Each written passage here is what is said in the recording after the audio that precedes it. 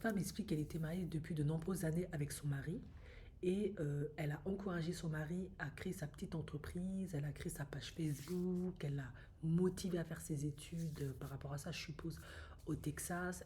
Vraiment, c'était la pierre de lance et vraiment le pilier de cette famille, vraiment celle qui, la motivatrice, la fonceuse, celle qui tire tout le monde, la leader, celle qui tire tout le monde devant elle. Et en plus de ça, elle travaillait, elle gagnait un salaire à 6 chiffres, pardon, et en plus elle crée sa propre entreprise à côté. Ils ont 2 enfants. Sauf que au bout de quelques temps, ça n'a plus fonctionné, hein, mais elle admet les torts sont partagés, elle est autant responsable que lui.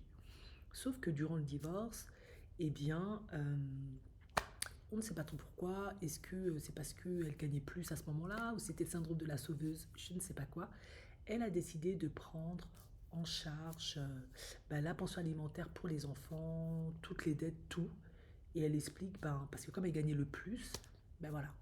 Sauf que maintenant, elle se noie littéralement après le divorce sous les dettes. Elle croule sous les dettes. Alors, je présume, elle dit que son mari a toujours sa petite entreprise, mais peut-être que il l'a vendue et qu'il y a eu des dettes puisqu'ils étaient mariés sur le régime de communauté des biens, ou tout simplement ils avaient peut-être une maison avec un crédit. Bon bref, elle dit que maintenant elle se noie littéralement sous les dettes, elle n'en peut plus, elle a même pratiquement plus à payer son loyer, que en plus elle a dû arrêter son emploi, enfin ça, en tout cas maintenant elle gère ça, elle essaie de s'en sortir avec son entreprise, mais de ce que j'ai compris, son emploi à 6 chiffres, elle a dû, il me semble, l'arrêter pour prendre un emploi à temps partiel parce que elle a un fils qui depuis quelques mois se bat avec une maladie mentale, hein, ça peut être la dépression ou autre, et sa fille, elle a de la diabète.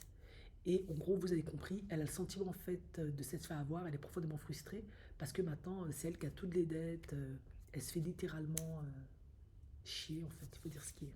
Donc elle est complètement dégoûtée. Mais elle dit qu'elle n'essaie pas de se victimiser, elle veut juste exprimer son ressenti.